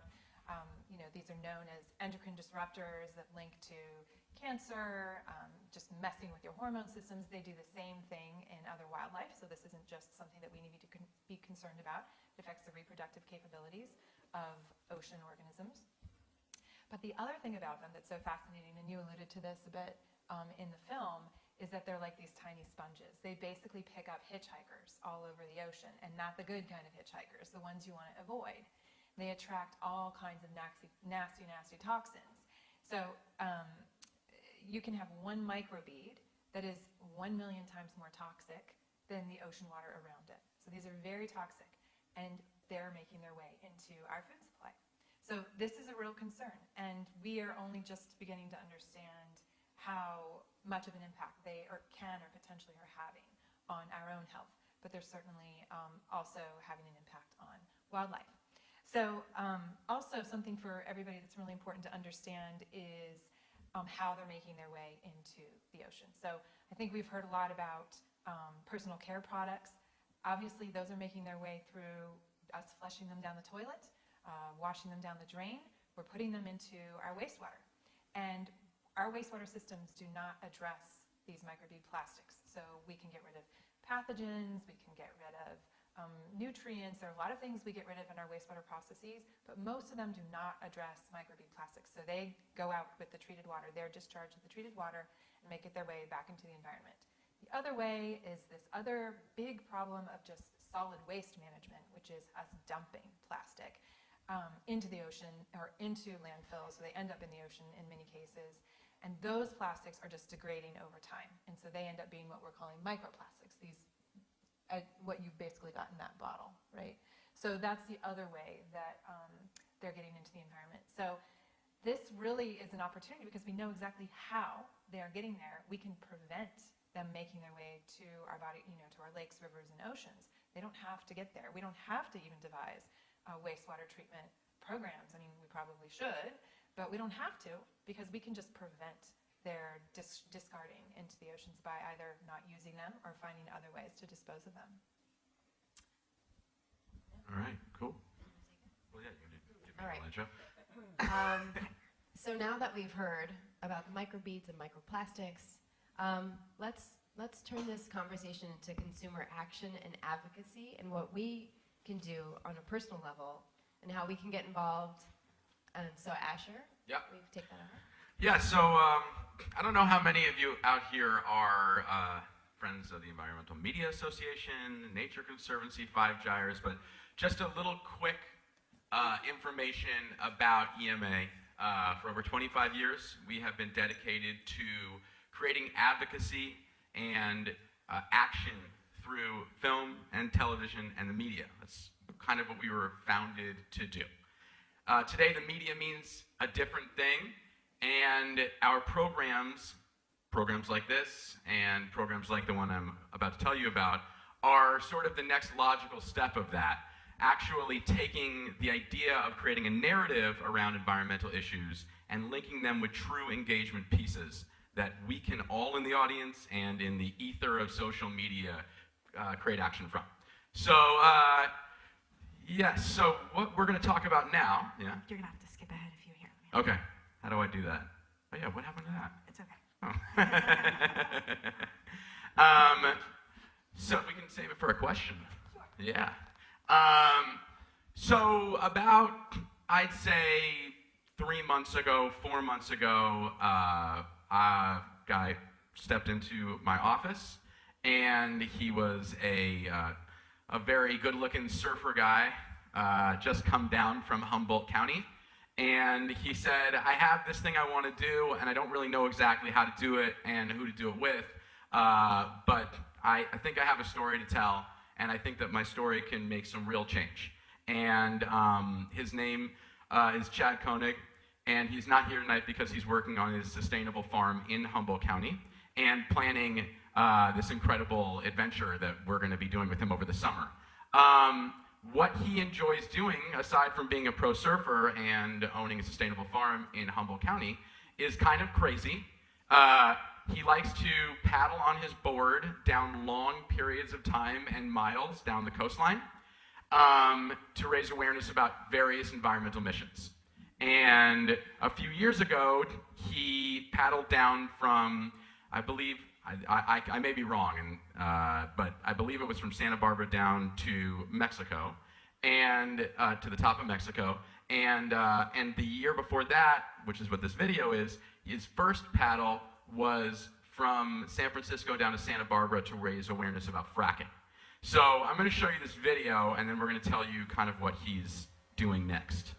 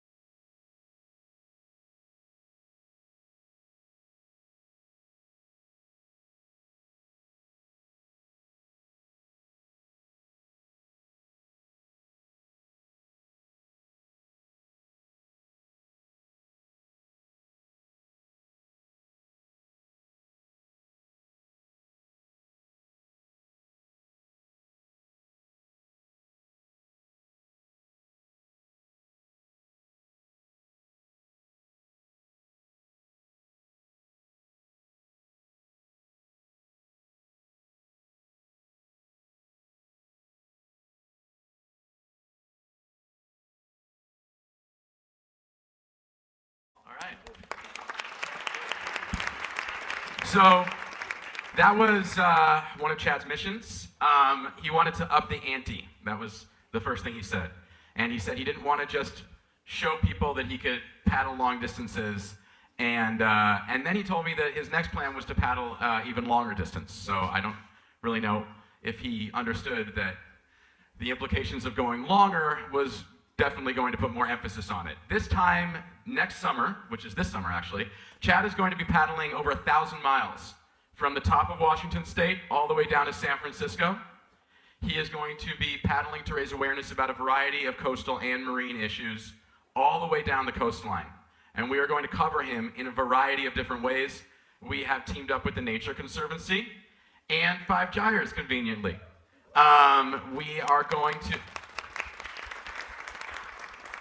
We're going to build a program essentially every time that he stops for the night to rest, because he can't truly paddle 1,000 miles straight. He's going to go into town and do various coastal missions. We'll be pairing these coastal missions with some more entertainment style stuff with action sports stars, celebrities, local heroes, a little bit like Anthony Bourdain's show mixed with some call to action. We are lucky enough to also be a Los Angeles nonprofit group, which means that the first thing I thought of was how to package this thing. So we got together a television network called Fusion. They're going to be covering this. We are going to be using Snapchat channels. We are going to have a daily Instagram feed, Twitter, and we are going to gamify the whole thing with a geotagged app where you can follow Chad's journey at any time of the day. And you can, if you see Chad coming to somewhere that you might be, let's say that you are vacationing this summer in Oregon, you can tell Chad, hey, I'm a mile away, and why don't you come over and I'll buy you a beer, and we can talk about something good, action-oriented, that we can do together. We're hoping that this is truly the beginning of a proper partnership between action sports stars and the environmental world. Action sports figures, specifically surfers, skateboarders, rock climbers, squirrel jumpers, which are like the people that jump off of things and open their wings and stuff. They are the athletes that are most in touch with the environment. I actually learned this firsthand because 2 years ago, I went on, we shot a campaign up in the Arctic, and my cinematographer, who's also a big skateboarder, knew a lot more about camping than I did, which is actually not very hard. But he kind of explained to me that in the skate community, this is a really big deal. And so this summer, Chad, and then next summer, who knows? But we are very, very excited about this, and we feel like this is really the next step of true consumer engagement through media campaigns. Okay. All right. Thank you, Asher. Yep. Okay, so we're going to ask the panel a few questions, and then we're going to open it up for you guys, okay? So I would like to ask Dr. Stephanie, so I just read about brown water advisories in Maui last week, and there's obviously a big problem there. What can we do locally to improve coastal water quality? Okay, so brown water advisory is probably exactly what you think it is. It's a pretty nasty problem, and you don't want to go swimming when those are happening. And this is something that's occurring more and more and more. Unfortunately, it doesn't seem to be less and less. One of the things that I think is really important for people to do at the local scale is get to know how your wastewater is being managed. Are you on a septic system? Does it need to be monitored, maintenanced? A lot of people just really take that for granted. Do you have a municipal water treatment system? What are they removing from the water? In many cases, you have, there's different levels, secondary, tertiary, and in each level, they're removing different things from that water. So in some cases, they're just removing solids. That's primary treatment. So I know I used to live in Florida, and a lot of the water was just primary treatment. They removed the solids and then just piped it out into the ocean. It's not really water you probably want to be swimming in. But the residents of Florida and these coastal areas had no idea that that was happening. And so it's really not something that everybody's announcing to you. So for example, what I mentioned in New York, most people don't know that that's happening, that raw sewage is discharged into the Hudson on a very regular basis, right? It's probably something you'd want to know. So it's really your responsibility to get informed and find out what's happening in your community and if you or in your particular property where you live. And if it doesn't sound right to you, look into what you can do to change exactly how it's being managed in your household and in your community. So this is really one of those opportunities to get involved. And these things really don't change because government decides we should do this better. They change when communities demand it. So I think that's one of the most important things. And that is what's happening in Hawaii and in Maui specifically. The communities are getting involved and demanding that they have higher standards for how they manage their waste. Thank you so much. Okay, for Anna, are bioplastics a viable solution to ocean plastics? It's a great question. We get asked that a lot. There's a lot of confusion about bioplastics, and bioplastics are not all created equal. So when you think of bioplastics like the corn cups and spudware and potato forks and things like that, most of that is PLA plastic, and that is not marine degradable. A lot of it is made from GMO crops. And are we just replacing one problem with another problem? We often think of that as a bit of greenwashing because there's not the education that goes along with that that's necessary. Most people have a lot of confusion over, does this go in the compost? It needs a high heat industrial composting facility, and I've even heard directly from many composters that they're not really wild about it. There's another kind of bioplastic called PHA, which is more promising. It is marine degradable at least after 6 to 9 months, something like that. But what I will say is, in a general sense, we definitely need more innovation, we need better designs, we need more creativity, because it's very clear that we're not able to produce all the products that are currently on the market out of traditional petroleum and fossil fuel-based plastics. So we need more R&D innovation, both on the design and alternatives for plastic, and then we also need more post-consumer solutions. We have some amazing creative solutions coming up all the time. One example right here in this room is a company called Boreo, and Boreo in the house. And they are incentivizing fishermen to retrieve derelict fishing gear and then pelletizing, grinding, they could describe it more to you, but then repurposing those pellets and making things like skateboards and sunglasses and actually providing those pellets directly to other businesses. So point being, not wild about all bioplastics, but we do need more design and chemistry. Did you want to add something to that? Green chemistry? Yeah. Thank you. Okay, that's helpful. Marcus, there's lots of talk about ocean cleanup. Can't we just mine the oceans for valuable plastics? Is there any solution in that way? That's a good question. Yeah, everyone knows about this young guy, boy on slot. Is that what we're talking about? Yeah. 10 years ago, we were getting every month, some company saying, I got an idea to clean up the ocean. And one of the most interesting I heard was the astronaut from the Netherlands. He sailed with us in the Indian Ocean. He had designed this spiral-shaped island that was going to be pulled and spin across the Atlantic, being pulled by kites. And as it spun, it was going to collect plastic and make a bigger and bigger island. He was totally serious. He's like, I'm an astronaut, believe me. I was like, okay. And so also from Amsterdam came Boyan Slot, a young guy, 17 years old, and his idea, and he raised a lot of money. When I first met him a few years ago, we had dinner in Amsterdam. He had raised $2.1 million, and his idea was to make this ocean cleanup array, this big 60-kilometer, 2 giant pontoons, and then a kind of conveyor belt that would pull trash that was collected in the middle into a giant bin that could be recovered. And we began to talk, and I realized that his idea, and like all the other ideas, they're not really designed for what the ocean has in mind. The ocean is very unforgiving of any moving parts, and it would just tear it apart. And other scientists and engineers tore apart his idea. But people love a silver bullet. They love to think, oh, this contraption, it's going to clean up the ocean, and we're done. Problem solved. The reality is the plastic that's out there, it degrades so quickly into small microplastics.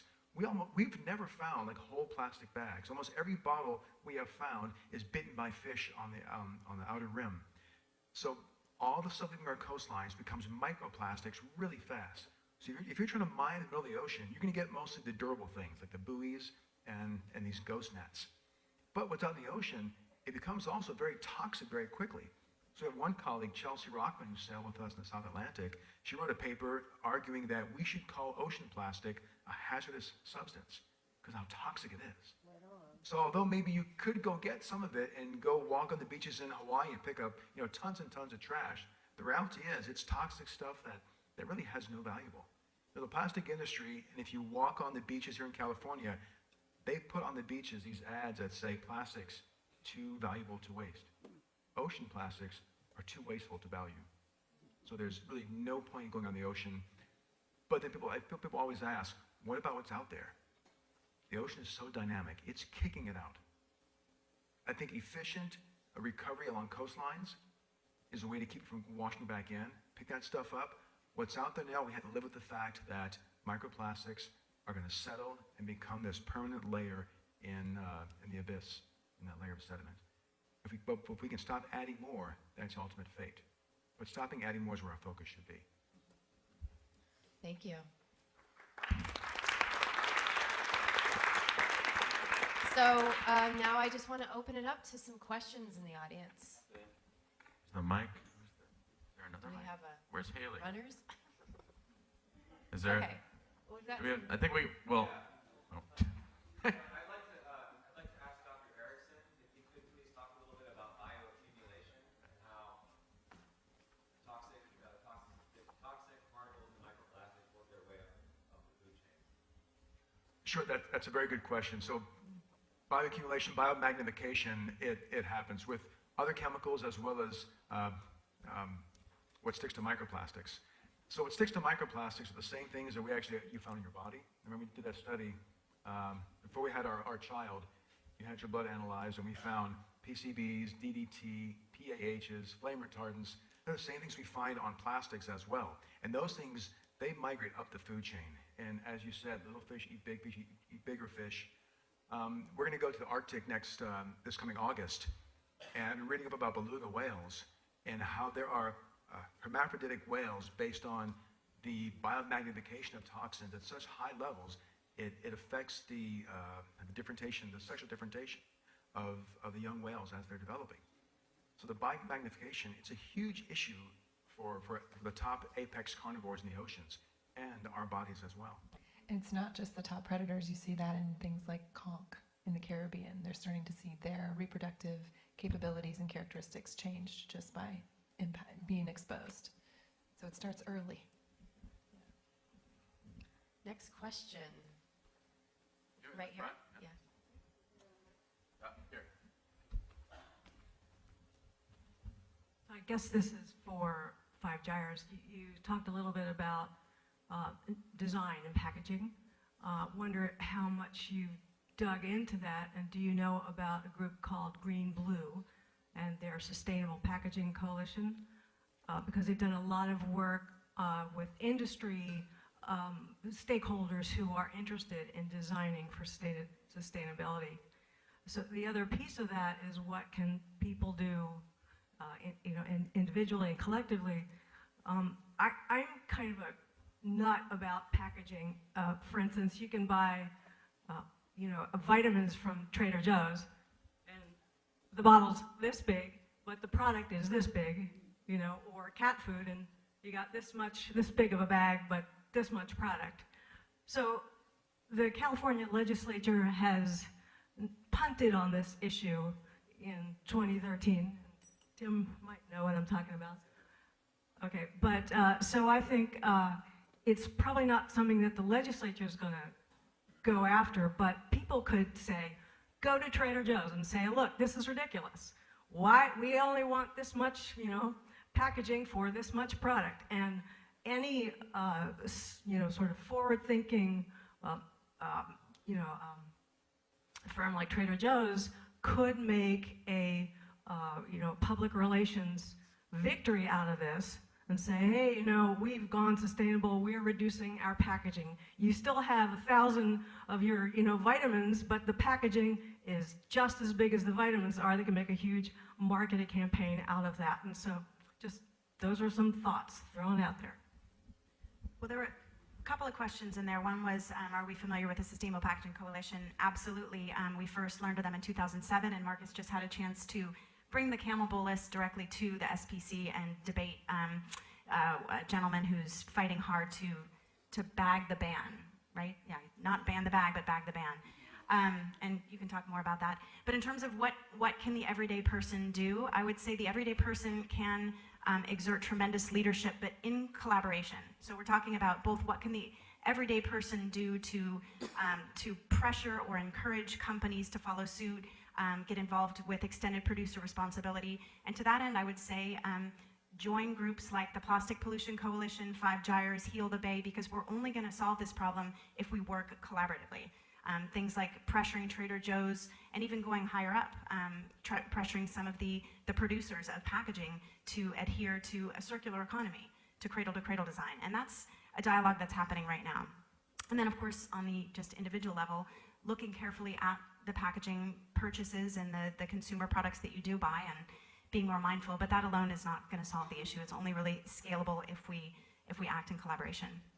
There's a really good example of consumer pressure changing the behavior. Whole Foods was putting out oranges that they had peeled and then put in plastic.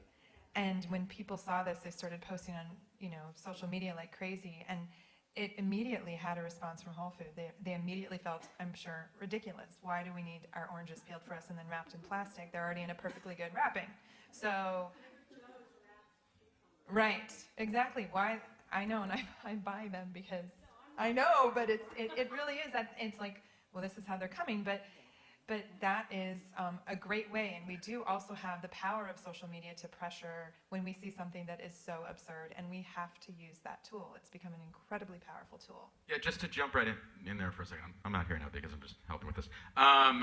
Another really great example of that is not specific to this particular topic. EMA works very closely with Just Label It. I don't know how well aware you guys are about Just Label It, but they have a singular mission to label GMOs on products. It sounds like a very, very granular thing, but they actually have opposition even in their own community because they only focus on labeling GMOs, and they get a lot of flack from it. But guess what? In the last 2 months, Campbell's Soup labeling GMOs, and last week, General Mills labeling GMOs. This stuff can actually happen. It's happening right now, and it's based on Mars. That's right. That was yesterday. So that is actual action happening based on just consumer engagement. So this is really the time, like we were saying before, the amount of social media out there today, you can pressure consumers. You don't need to only put the onus on amazing people like Richard and Tim over here to do it through legislation. You can just do it by picking up your phone and pushing your message out. Yeah. Oh, yeah. So just to kind of piggyback on what you're saying and fortify and connect all these dots, I feel like it's all super related. For example, my friend Vipe invited me tonight. I'm so grateful. And thank you for this event. You guys are all like iconic legends in the world of important work that we're all doing and we care about so much. But for example, I've been watching and studying the microbead issue since I met you guys 5 years ago and stopped using plastic straws when my daughter and I signed your petition. And there's a company out of France that creates body exfoliants, and I just had my husband send me a picture of the product at my house so I could show it to Vipe. And it's they replace the microbeads with fruit seeds. And I was thinking about how at an event like this, I do marketing and events, that we could, walk away empowered, Stephanie, by kind of, pointing out the bad ones, and then maybe also having a list of companies that we can put the marketing or spend our money, on their products, because that speaks for itself. It does the exact same thing as Just Label It. The consumer engagement. Where is the money going? What's important to the consumers? And then that all falls back, ultimately to legislation as well. So just wanted to point that out and say there's a lot more good in the world than bad, and I know that all of these efforts are going to just end this problem, and we'll move on to the next problem. Thank you so much, and I wanted to say something to your point. Thank you for all the changes that you've made. Nobody knows about this microbead issue. We are definitely part of the choir. Even in California, it never ceases to amaze me how few people know about this issue. So something that everyone can do right now is share this with your friends, with your family, with your community. Guaranteed someone has a family member who has these products in their bathroom, if not even us in this room. We are accepting those products right now. We would love for you to look at home. Do you have polyethylene, polypropylene, anything with a poly or anything you can't pronounce you probably don't want on your body anyway? Send them to us. We are continuing the Microbeads campaign to really try and engage people to step up and take action, and that's a very easy thing that you can do because we have another 2 years of these products on the shelf. So thank you.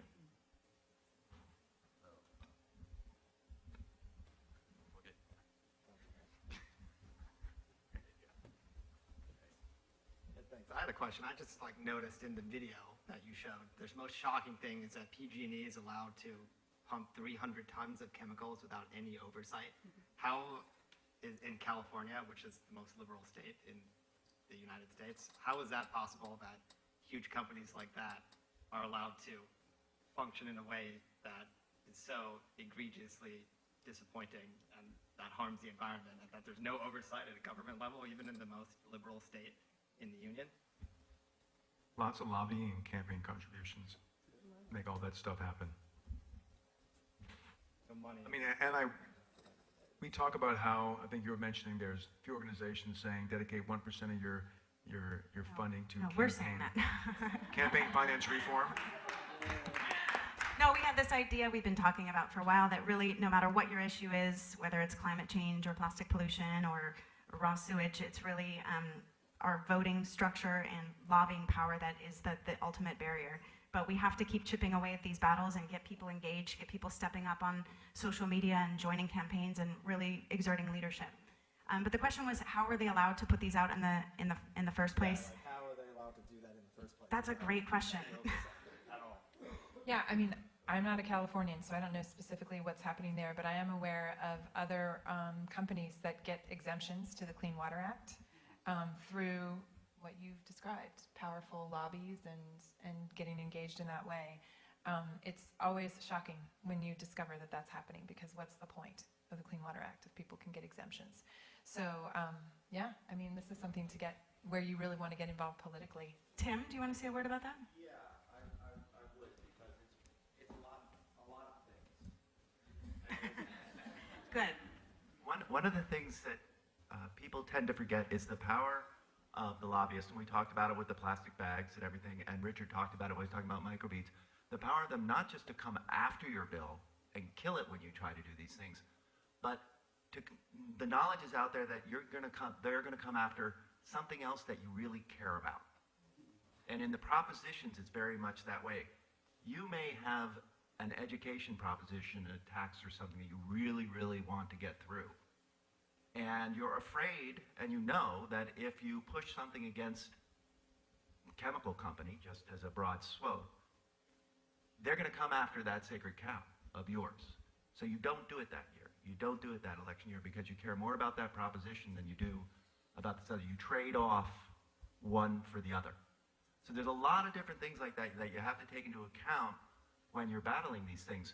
Something very, very simple like, we have a new speaker. Whenever you get a new speaker or Senate Pro Tem, they change the makeup of the committees. This session, there are a lot of unwritten bills floating out there. If you go and you look, you'll find bills that are called spot bills. They're in a particular code section, but they just change a couple small words. They're sitting there waiting for legislation, but you know where that legislation is going to go, what committee it's going to go into. And you know you don't want it to go to the Ag Committee, and you're waiting to see who's going to be on the Ag Committee, because you'll know whether or not you can get it out of the Ag Committee. And if you can't get it out of the Ag Committee, there's no reason to bring the bill in. So it really is something to get really informed about, is the actual process, the legislative process that Richard was talking about. All these bills go through it, and there's a lot of choke points for legislation, especially environmental legislation that's out there. And that's why you have advocates and large groups of grassroots organizations that we bring behind this, because that brings a lot of power to the position that we take. And that was really the case with the microbead bill.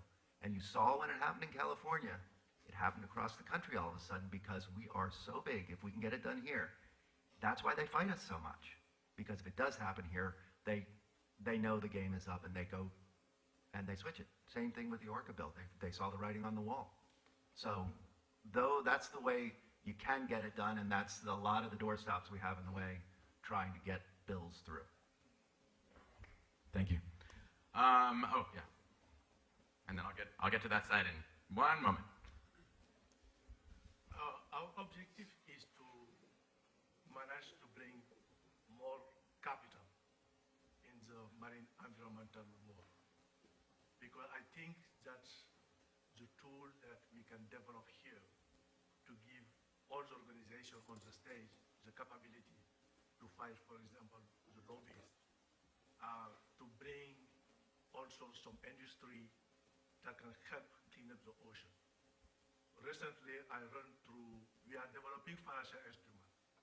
In the United States, every year, there is $385 billion in the philanthropy world. But in that $385 billion, I think we have less than 5% or 2% that go into the ocean. So our objective is to talk to private investors to invest using impact investment instrument to bring their capital to companies like Firewire, AMA, and then they can do their work. That's the best way to fight also the lobbies. Recently, Nature Conservancy just developed a financial instrument that was helpful in many countries in the world to make a swap deal to protect the environment. I think it is a model that we should publicize the most we can, and also help companies like Firewire develop that innovative financial instrument and get the financial capital that they need to do the work. Has sent that for AMA. So that's what I want to say. Sounds like we definitely need to talk to you.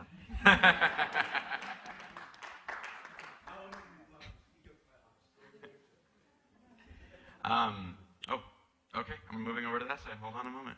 We'll start.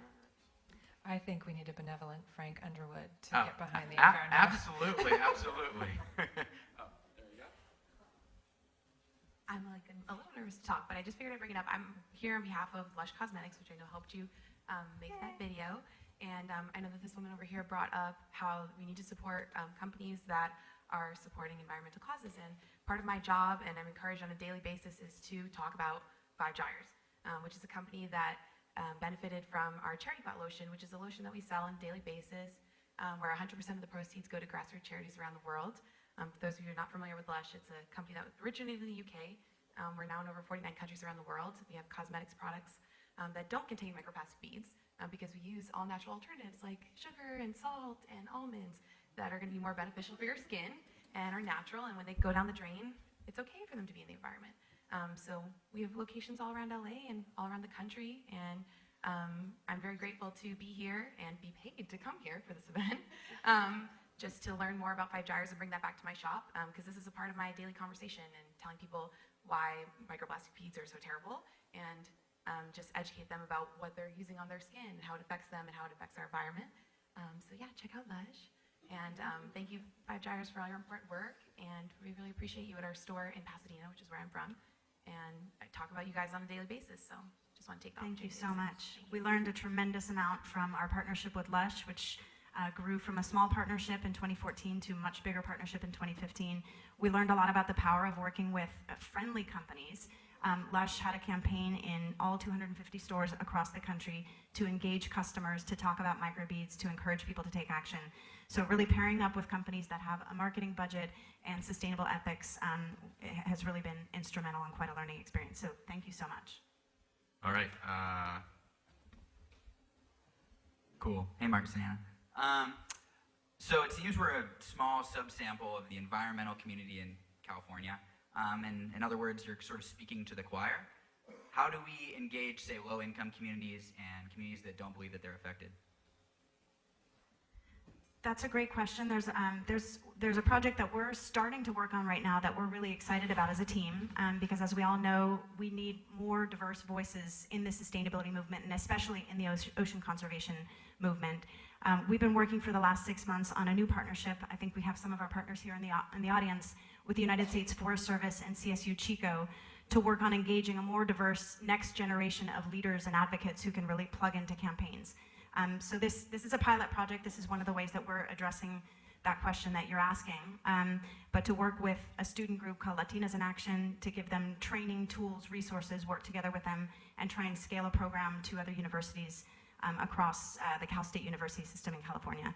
So it's one small project that we're working on, but I know that many of our partners in this field are also, especially with the plastic bag ban right now, trying to engage more diverse communities, especially in California where so many people do speak Spanish and are Latino, to really talk talk about some of the practices and habits that are more cultural and that people don't necessarily associate with lower income communities, often saying, oh, well, they don't have time to care about these issues, when actually the reverse is true.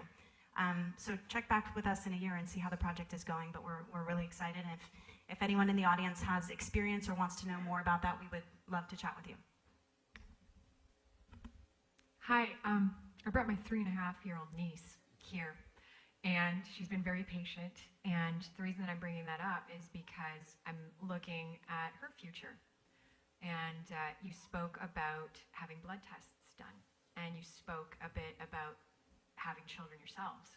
And I wasn't aware of what the toxic kind of fallout is from the materials that we're using. I love that you're saying that we have purchase power. And as an individual, I can affect what the design is behind the products that we're getting. Has this knowledge affected you personally? Are you eating differently? How do you feed your children? What are you doing with the information that you've gotten out there on just an individual level, other than purchasing different products for your face, for instance? I think we could probably all answer that briefly, but yes, absolutely, it has changed the way we live our life, the products that we buy. We have a 3.5-year-old little girl, and having this blood test done on my body and seeing that in my blood serum I have PCBs, DDT, PFCs, flame retardants, chemicals that are now passed on to her body. But not to be alarmist, because we know so little about this issue. The chemicals in my body are at tiny, tiny, tiny concentrations, parts per million, and she's perfectly healthy and wonderful and all fingers and toes and no problems. But in terms of how do we feed her, we do our best to feed her as much organic food as possible. I spend my free time growing food in the backyard. We try our best to avoid packaging and to make sure that we're giving her healthy products, but it's challenging. It's definitely challenging. Do you want to add something to that?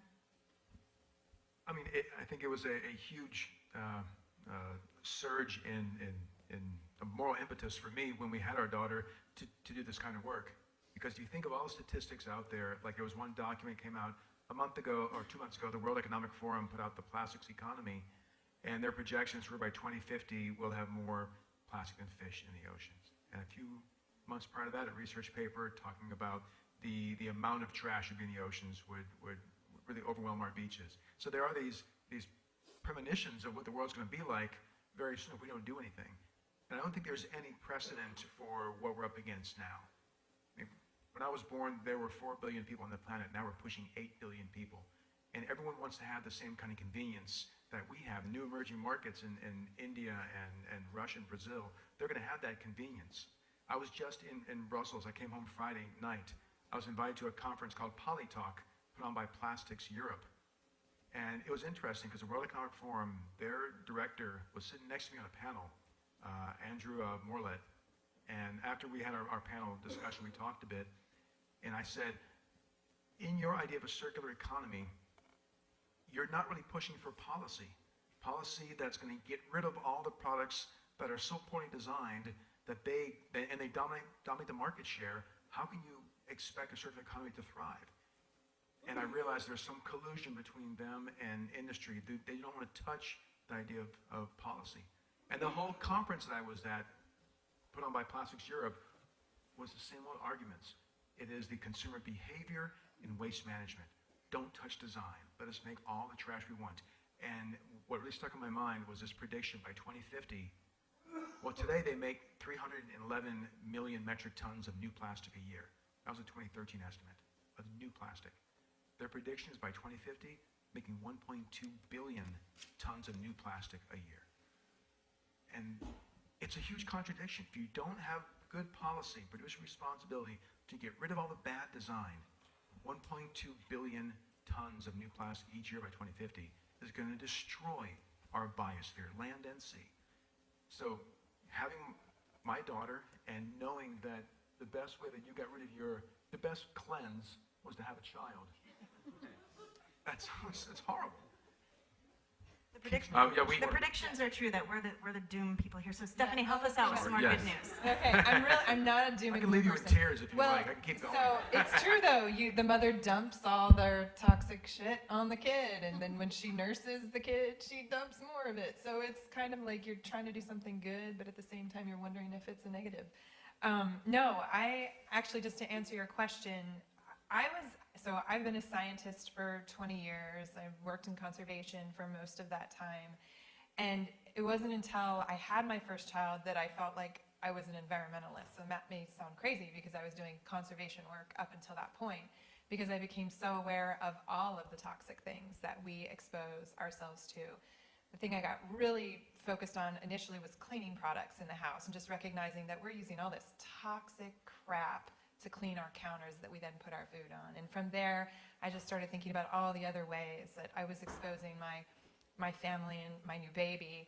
I had this predisposition as a child to just drink anything poisonous, and so I was worried that my child would do the same thing. So my first thing was like, let's get rid of all the poisonous stuff.